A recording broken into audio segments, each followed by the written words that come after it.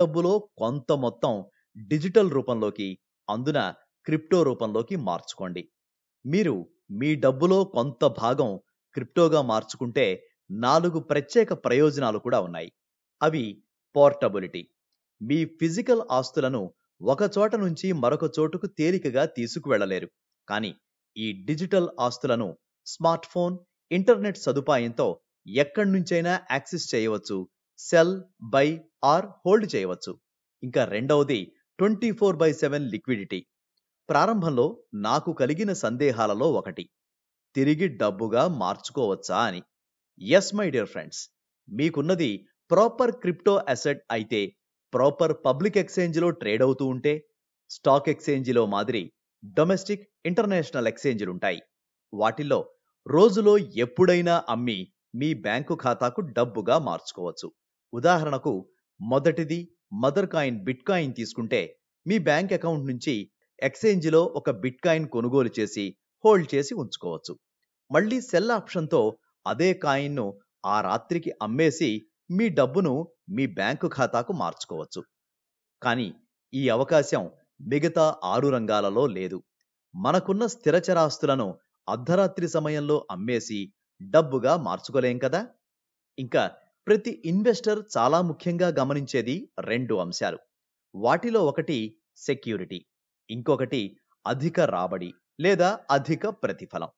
ముందుగా సెక్యూరిటీని చూద్దాం.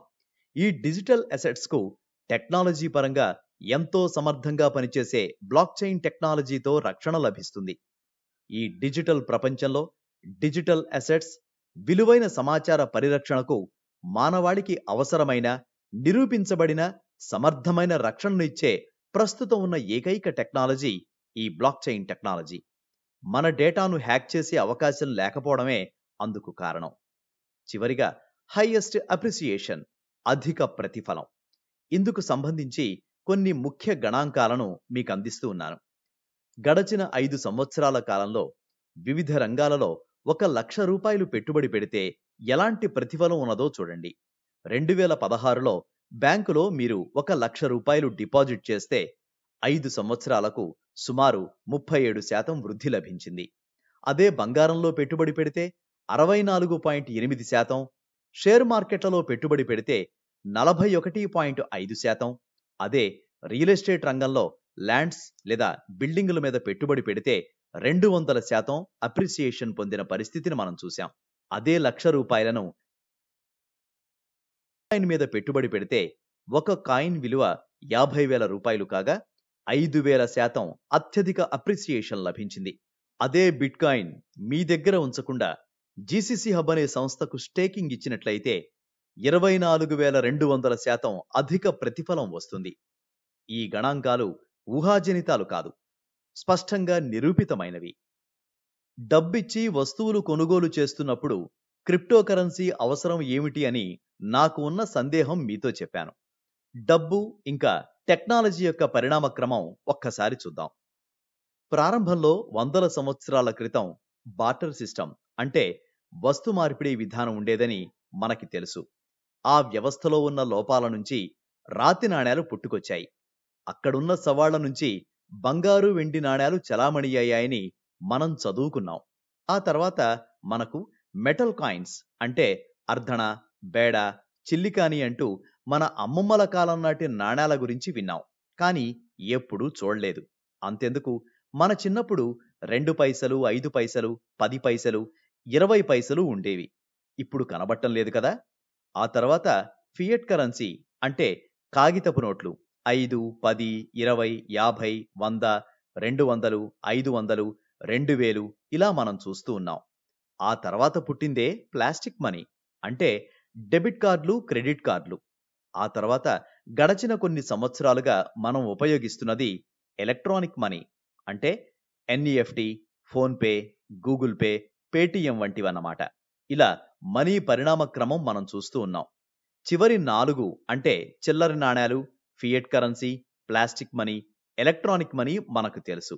ఫియట్ కరెన్సీ వచ్చాక చిల్లర నాణేలు తగ్గిపోయాయి. ప్లాస్టిక్ మనీ వచ్చాక ఫియట్ కరెన్సీ వాడకం తగ్గిపోయింది. అలాగే ఎలక్ట్రానిక్ మనీ ట్రాన్స్ఫర్ వచ్చాక ప్లాస్టిక్ మనీ అవసరం గణనీయంగా తగ్గిపోయింది. అలాగే టెక్నాలజీ కూడా గమనిస్తే సమాచారం కోసం ప్రారంభంలో మోర్స్ కోడ్, మోర్స్ కీ వాడేవారు. ఆ తర్వాత టెలిఫోన్‌లొచ్చాయి. తర్వాత రేడియోలు, టీవీ, ఇంటర్నెట్, ఆ తర్వాత మొబైల్ ఫోన్లు, ఆ తర్వాత స్మార్ట్ ఫోన్లు వచ్చాయి. స్మార్ట్ ఫోన్ల రాకతో టెక్నాలజీ ఉపయోగించి మీకు కావలసినవి కొనుగోలు, అమ్మకాలు, పలు రకాల లావాదేవీలు జరిపేందుకు అవకాశం ఏర్పడింది. ఆ తర్వాత బ్లాక్ చైన్ టెక్నాలజీ సాకారమైంది. అదే డబ్బు ఇంకా సాంకేతికత కలగలిపి సాకారం అయిందే క్రిప్టో కరెన్సీ లేదా క్రిప్టో కాయిన్స్.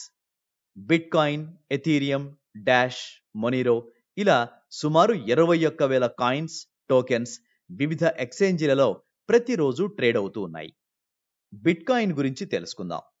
2000వ దశకంలో ప్రపంచవ్యాప్తంగా ఆర్థిక సంక్షోభం చుట్టుముడుతున్న కాలంలో సమస్య పరిష్కారానికి ప్రపంచవ్యాప్తంగా ఆర్థిక నిపుణులు ప్రయత్నం చేశారు. అసలు ఈ ఆర్థిక సంక్షోభానికి దారితీస్తున్న కారణాలు ఏమిటి? అందుకు పరిష్కారం ఏమిటి అన్నదే ముఖ్యమైన చర్చ. పేపర్ మనీ లేదా ఫియట్ కరెన్సీ ఈ సమస్యలన్నింటికీ కారణమని పలువురు ఆర్థిక రంగ నిపుణులు గుర్తించారు.